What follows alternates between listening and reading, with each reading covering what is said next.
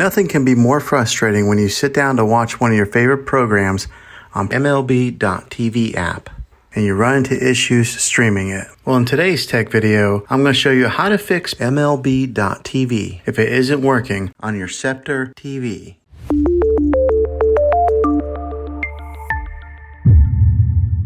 Let's see if we can fix your problems and get your MLB.TV back up and running as quickly as possible. The first one, it's the easiest one to try, and that's to unplug your TV from the wall outlet and wait 60 seconds. Now don't be impatient here, wait the whole 60 seconds, then plug it back in. This is very different from turning your TV on and off with your remote control. This is what we call a hard reset of your TV, so make sure you do this method. If that doesn't work, then find your router that is giving you Wi-Fi and unplug the power to that for 60 seconds. Then plug it back in. If it fixes it, great. If not, let's go ahead and move on to the next method. Try deleting MLB.TV on your TV. Go to wherever the apps are located on your system and remove the app altogether. Then reinstall MLB.TV again. After you reinstall it, you might have to log back in with all of your credentials, but hopefully this will work. And if that doesn't work, then I recommend buying an affordable Roku stick, Fire Stick, or Apple TV 4K and plug that into your TV and use that as your main streaming player. And you'll be able to access MLB.TV. I'll put links in the description down below of where you can get one. Well, hopefully this video was helpful for you.